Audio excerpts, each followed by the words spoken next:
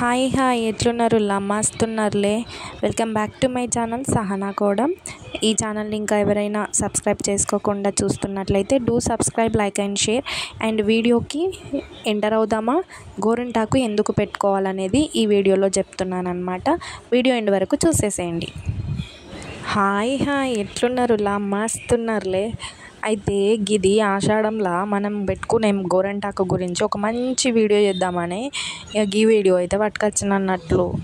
అయితే గీ వీడియోలో ఏంటంటే మనం గోరింటాకు ఎందుకు పెట్టుకుంటామో తెలుసానుల్లా. మెయిన్ ఇంపార్టెంట్ వచ్చేసి ఏంటంటే మన శరీరంలోనున్న వేడిని తగ్గించడానికి గీ మహేంది అయితే పెట్టుకుంటాం అన్నట్టు.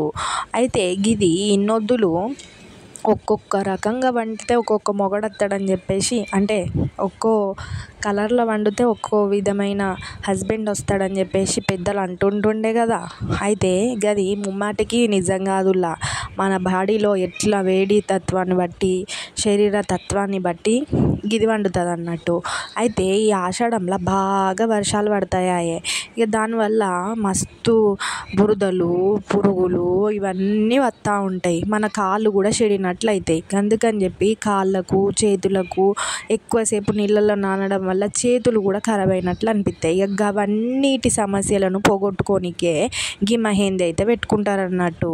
అయితే అంతేకాకుండా గీ మహేందికి రోగనిరోధక శక్తి కూడా ఉన్నదన్నట్టు. అయితే గీ వర్షాల వల్ల వచ్చే రోగాల నుండి మనల్ని కాపాడుతుంది అన్నట్టు. గిది ముచ్చట. గిందుకు మనం మహేంది పెట్టుకుంటాం అన్నట్టు.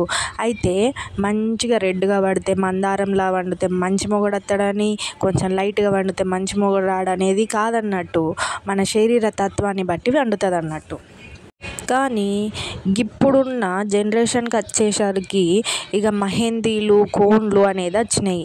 గదే మహిద వచ్చిన కాడ నుంచి తలకాయ నొప్పి అయితే అవుతుందిలా.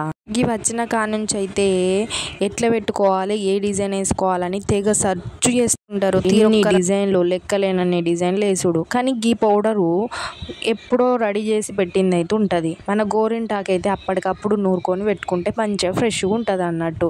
గిది ముచ్చట. నచ్చితే డూ సబ్స్క్రైబ్.